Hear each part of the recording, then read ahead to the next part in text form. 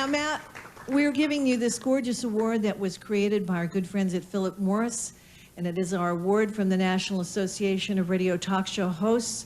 It is the Eagle of Freedom of Speech, and it is Steuben Crystal for you, my dear friend, and we're congratulating you with much gusto. Thank you. We'll make this thing fly off here tonight. Well, and we'll take questions afterwards, so if you have a few thoughts, or you've been waiting to get my throat, here's the chance. Did Jim Bohannon say that? Oh, okay. But boy, I was moved to tears because, you know, I'm a talk radio person. Got to stay centered here. You know, I used to listen to Les Consolving as a kid, right there. And now there he is looking up at me. And also a gentleman, Roy Masters, who I used to catch out of WWVA, I believe it was, 1170, coming in over the hills. This magical voice who got me to look inside. There's too many in this room. Phil Boyce for giving me that shot, the shot out of nowhere. I remember saying, shouldn't we start in a smaller market? And he said, no, you should start right here.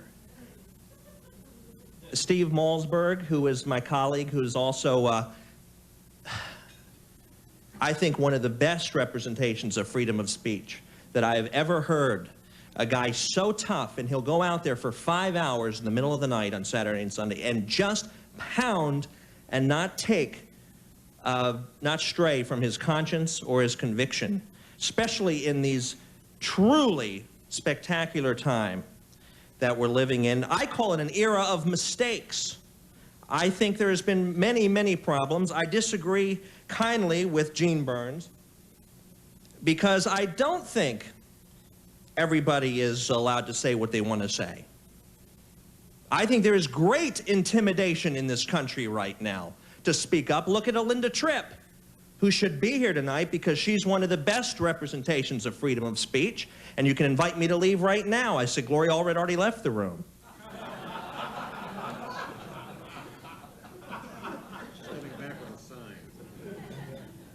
But these are difficult times for those who would dare speak up and challenge. I remember the early days in the Lewinsky scandal, being attacked, slimed, and rhymed from the White House podium of a Mike McCurry. Intimidated, lied about, defamed from the White House, lawsuits from the White House, left and right, nothing but intimidation from the highest office in the land, with people in the press quiet about it. That whole Washington establishment supporting what I believe to be corruption, and I was going to be damned if I was going to be silenced by a crowd who wouldn't let me speak up. So politely, I disagree with Mr. Burns, who says we take it for granted, this freedom of speech. I do not, and I'm willing to put my life on the line for it, to keep it alive and well, because it is so important, especially in an era of big corporate media, to be allowed to speak your voice from any forum. Which gets me to a new invention, or an old invention that's becoming usable to the consumer, the internet, which is ensuring freedom of participation to anyone who wants to play ball. And this is going to change everything. Never again do you have to come up with excuses of an editor taking out things. Take it to the streets. Take it to the internet is my recommendation. And those who would dare challenge this new medium and say that it's something for kooks, the whole introduction, the Pierre Salinger, the Flight 800, that what they're doing with this high school shooting and blaming the internet for this stuff is bogus and is nothing but envy from a media whose eyeballs, it's an extreme battle to keep the eyeballs focused on their channels, therefore besmirching a new medium coming along. Nothing new. This happened when television came along. The radio people those days, we can't do this television. It was evil, it was dark. They went to the FCC, can you do something? And the television people weren't welcomed at the movie studios to film their sitcoms. Envy there. Each new medium that comes along, an envy and blocks coming from the industry that is therefore threatened. However, I am so rooted in talk radio, We broke a story tonight on Fox, on the show which we taped earlier, about a story that is exploding in the New York Times in the morning, about a new report that nuke secrets were taken out of labs, not just by China, Les, by India, by Russia, by 12 other nations, according to this report. Now, if this is the case, I imagine the main press, being the big boys, won't carry the torch on this. This is going to be the talk radio who is going to keep this story alive, keep the listeners informed. And bravo to everyone in this room who's responsible for keeping stories of this import alive and well. And I give credit to the New York Times, of course, for launching a story like this. But the follow-up, indeed, is at the talk radio roots, the daily interaction with the citizens of this country. And my heart goes out to those who dare to keep this stuff alive. Be called a kook. I certainly have been. You'll be called, you'll be smeared. Your boss probably won't like you very much. But there are people in this industry that I've been lucky to meet who will stand up for my right to report this stuff and to hammer it home if, in fact, it's something I find important to myself and the country. And there's so many places to go, and I'd like to thank first, I got a long-winded there, got right into it, the BQ of you for introducing me. I appreciate it, and Mr. Harrison, who I read regularly, and I have a nice link of talk radio summaries every day that I don't know who does that. Who is the individual who types that stuff up every day? Are you blaming the typos, or you like it? No, I love it. You do it? The whole staff under the guidance of Ellen Ratner, and then it comes through our office, and ultimately I look at it. Because what has happened to me, and you know, I've been at 5 years on this internet thing. This is not an overnight success. They rarely are. It may appear like it is, but it was a lot of work for years. I started with one reader, which went to 10 and 1,000, and then 100,000, and on it went. But I've never placed an ad for the Drudge Report. It's all been complete word of mouth. And what it was almost immediately was talk radio embraced the internet so quickly, mainly thanks to a gentleman who's probably viewing this down in Florida, Mr. Rush Limbaugh, who was very, very hot online. As a matter of fact, the first time I ever think I heard anyone give off an email address, it was Limbaugh, and I said, what is this he's doing? Right with it, redefining it once again.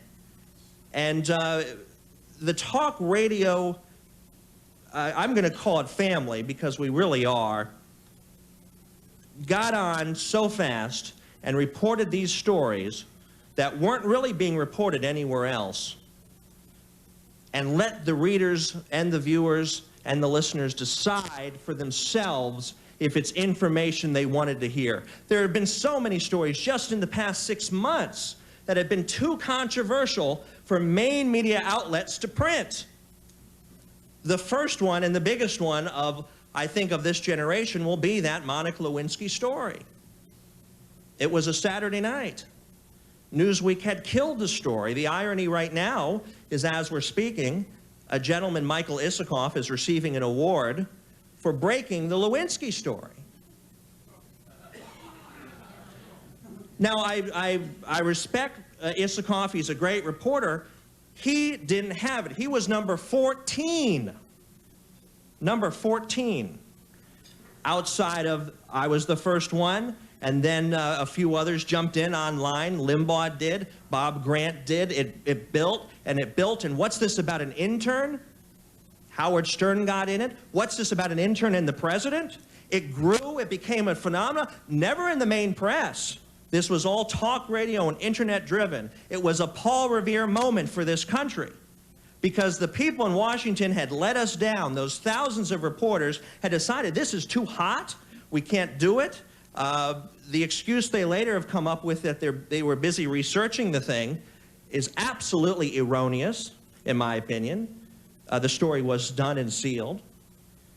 So the dynamic of uptown, downtown, that we're here on the talk radio, and the fancy suits and the gowns are down in Washington celebrating their euphoria, when it wasn't that way at all.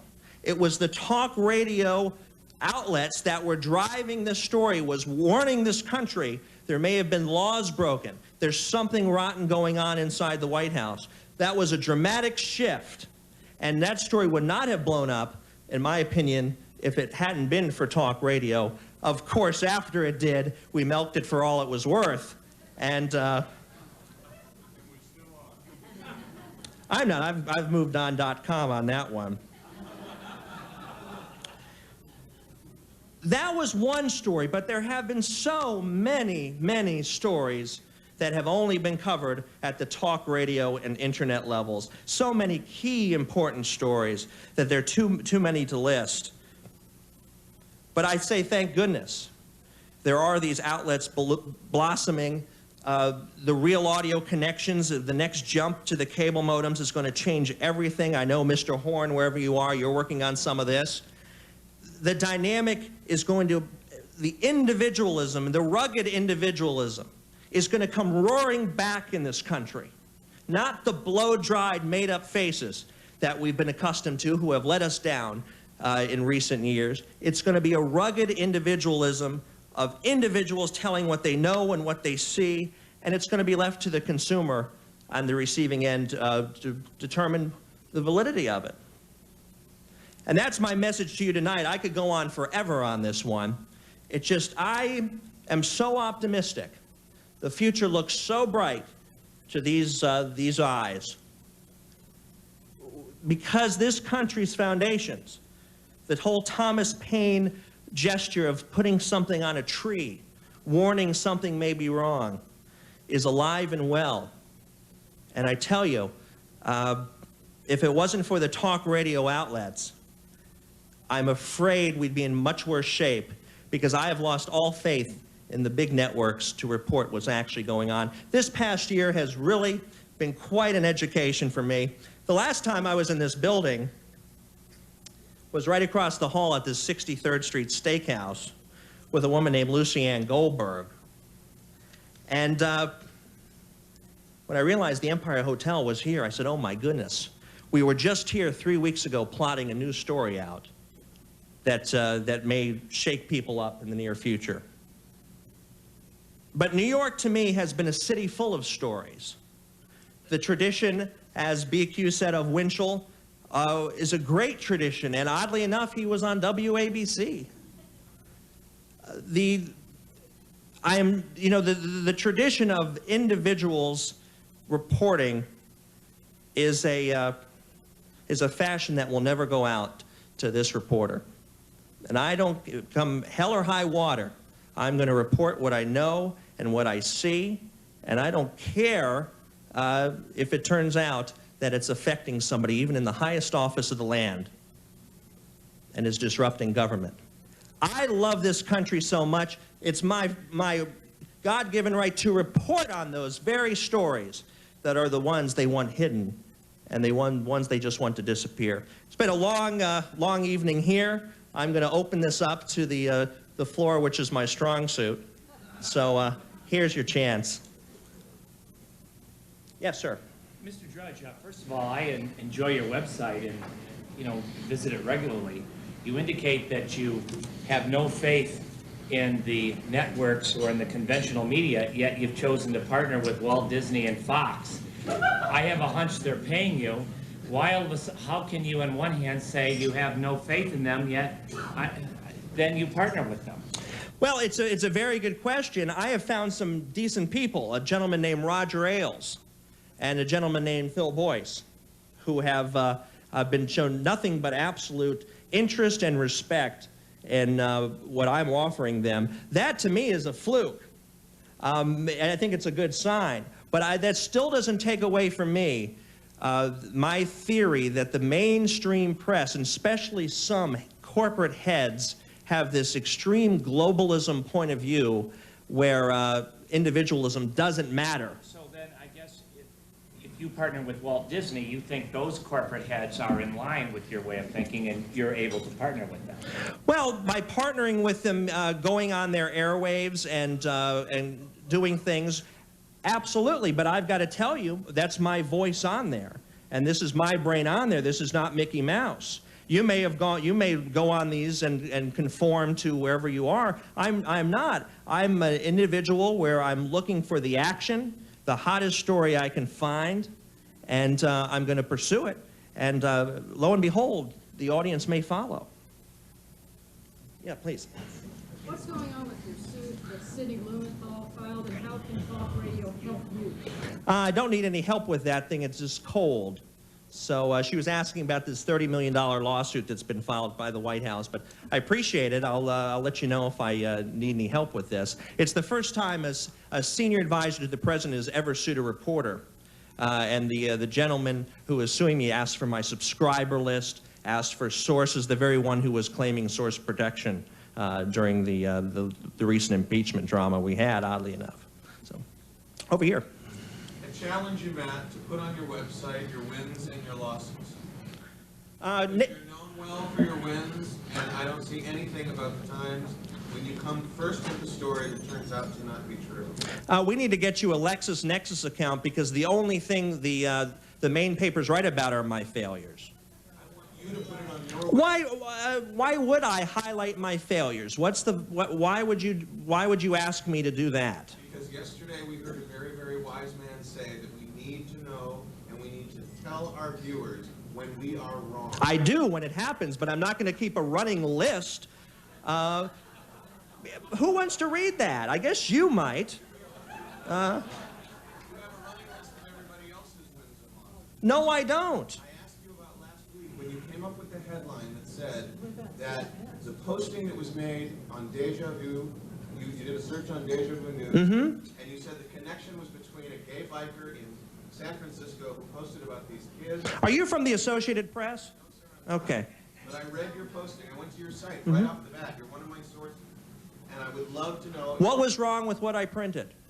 You tied in between the kids that were. You tied it in, sir, not me. I presented you the information. As you say, I'm one of your sources. You're left to make the judgment on what that information should be applied to. If you're asking me to censor this information because you're not smart enough to figure out if it's kosher or not, I simply present you the information. And I'll tell you this reminds me, I reported not too long ago that a 9.2 magnitude earthquake had struck an area of Russia that was known for its atomic submarines. Huge story. 9.2 magnitude. It's been a few generations since we've seen anything like this. I know the quickening is happening, but nothing like that. It turns out it was wrong. I provided to my readers a link to that location, which was run by the UN, and let the reader decide. I am basically sifting through information and presenting it. When the Clinton story arose about the child, he may have had a son. I reported they were DNA testing a woman in Arkansas. It was a hell of a story, a DNA chase. Last time this happened, Bill Cosby, it was splash headlines. Because it's Bill Clinton, it shouldn't be talked about. Am I mistaken? Are you saying that your speech, which we're celebrating here tonight, the freedom of your speech is simply the freedom to link to other stories? No, but you're pinning me on something. Specifically, hold on, last week that occurred with that shooting that had to do with linking and cutting and pasting what I had found on the internet. I think you find it interesting, otherwise you wouldn't be returning to the page. Yeah, please. I just want to say that the very wise man we just heard about, his name was Brill, and there are a lot of us in this room who don't think he's that wise.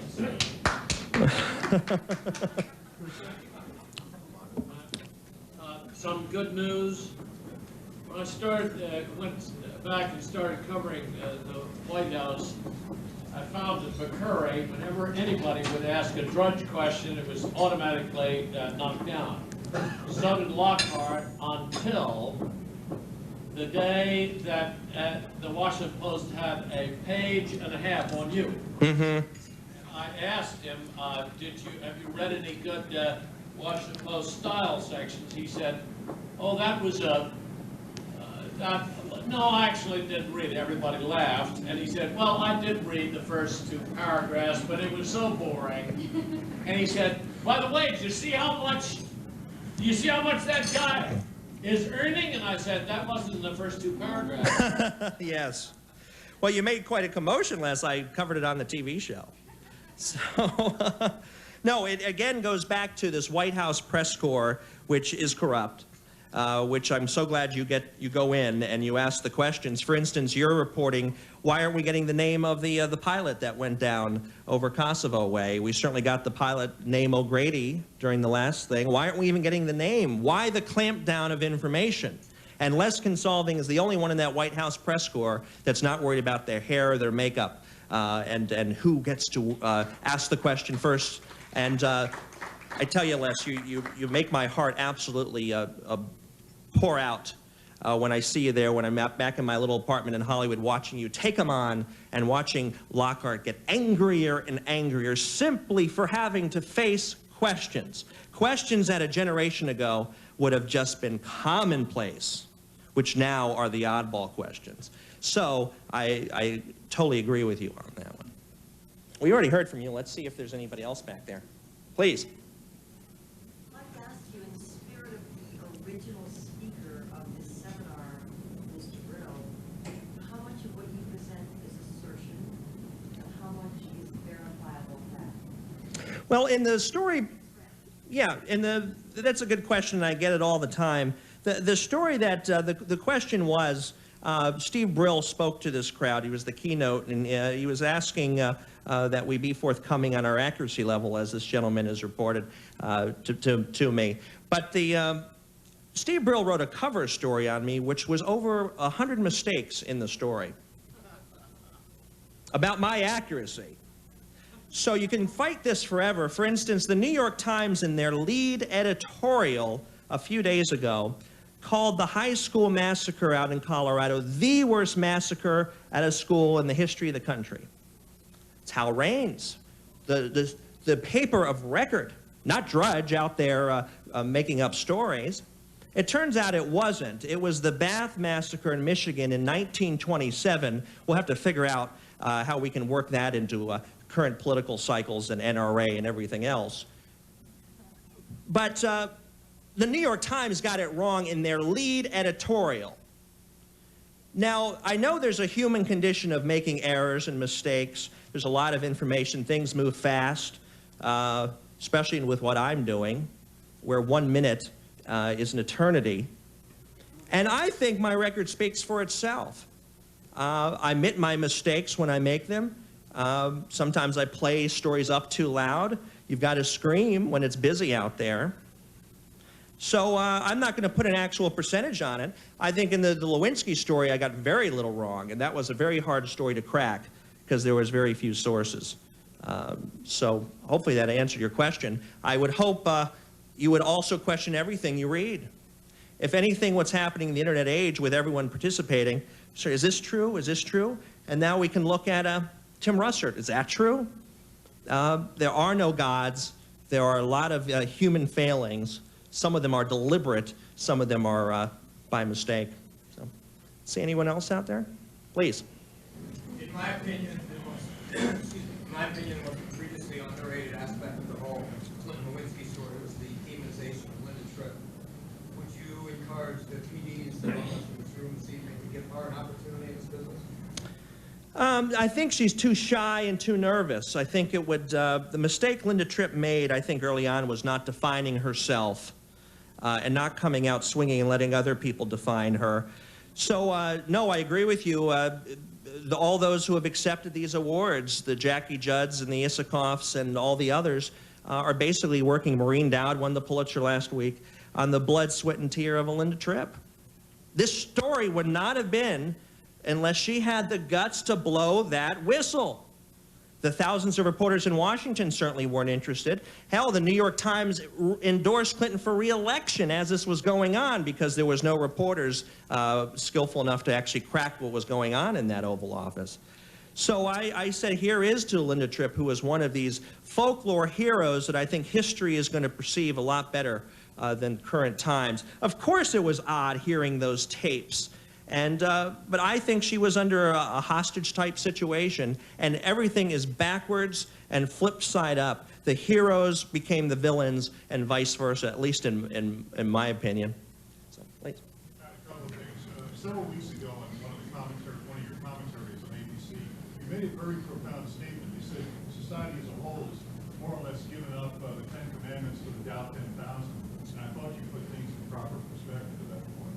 But I wanted to know, in a long-term view of the impact of the internet on politics, American politics, as more and more folks get on and they kind of put the government under a microscope, is this going to fuel more of a libertarian trend in American politics?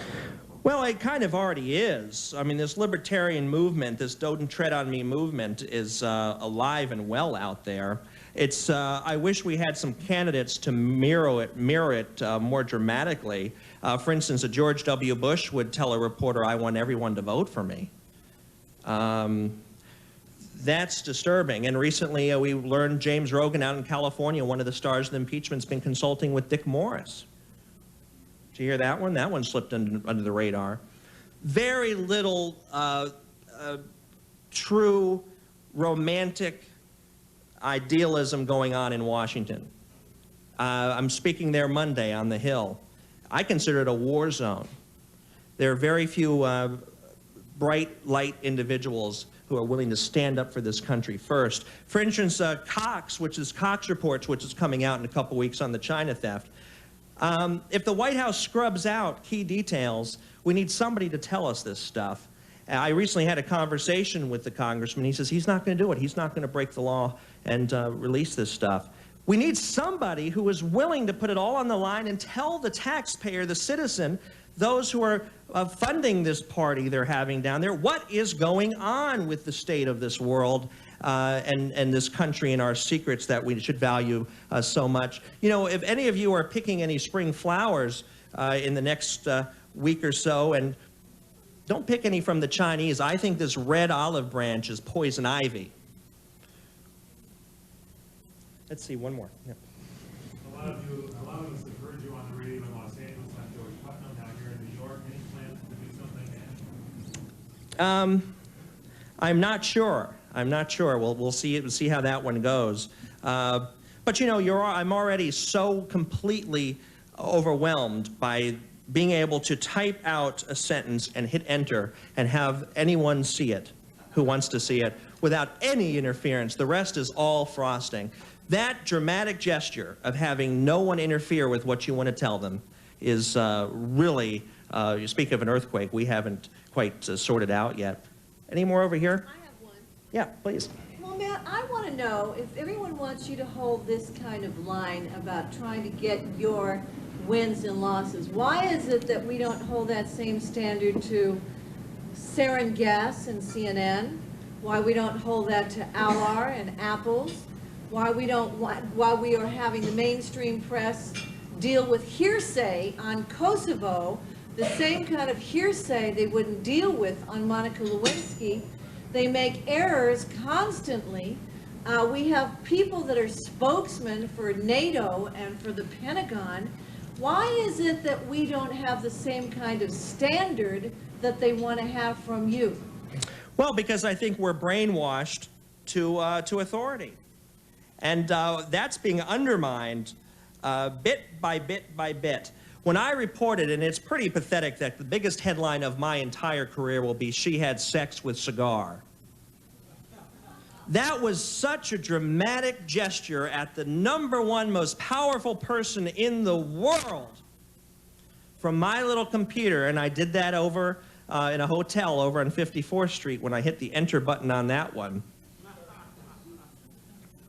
We forced them, BQ, to cover this stuff, whether they wanted to or not. They were furious. Michael Isikoff would tell you the story was Starr moving in. I disagree. The story, what was going on in that White House. I don't give a hoot about Ken Starr. That wasn't the story.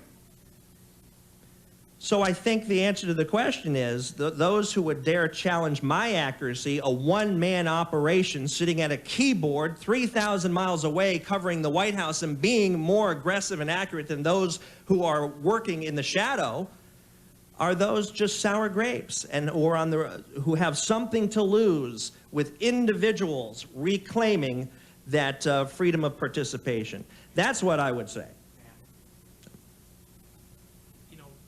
To accuracy, again, I think you're a terrific recipient for this award tonight. But I think back to February, when I had the good fortune of going to the Radio and Television Correspondents' Dinner in Washington, where you proclaimed on your website that Hillary Clinton and Bill Clinton had a horrible marriage and that Hillary was demonstrating her dislike for her husband and would not attend that particular event. You stated that. I know. Let me correct you. Let me ask my question. Yes. You stated that she was not going to be there. She did indeed show up there. She was there, unlike you reported. Do you find that the American consumer, because the internet is so new, that we sometimes give too much credence to it and we are too quick to believe everything we see on the internet? Well, you're too quick to believe your own hype, because I'll tell you, I reported Helen Thomas, the dean of White House reporting, was reporting that. That's not true. Oh, that is true. No, it is. I wrote the thing. I read it. Well, I read it specifically and went there the next day and she was there. I mean, do you think that we... It was written 2 weeks before that dinner, sir. Get back to the question. Do you think sometimes we as consumers read things on the internet, and because they appear on the internet, we as consumers believe them to be true by the dynamics of the internet? I think it's a mirror. I think it's a mirror. I think you believe it's true because you want to, and I think you have to use your own dynamic. The future is going to be about individual reporting coming from all directions, and it's up to you whether you're going to believe in a source or not, and I don't think by misrepresenting what I wrote, you're doing yourself any value here tonight. Helen Thomas writing? Yes. Good, Matt. But thank you. Drudge. Well, we got one more? We have a final question here from Matt Drudge. Do you think, Matt, that the, Yeah. Matt, you're receiving a prestigious award this evening, and I heard the most excellent speech about free speech. But there's a time when the kind of free speech criticism is a little inappropriate, and I think that's this evening. I think we should enjoy it. We do, absolutely. Oh, but thank you. The answer to that is, I only enjoy it when it's hot in the room. Thank you. Well, that's why you're getting the award. Thank you. Matt Drudge, ladies and gentlemen, give him a round of applause. Yes. Absolutely, and he can stand the heat, which is a lot more than most people. Matthew Drudge. Well, ladies and gentlemen, needless to say, it's never dull when we get together. And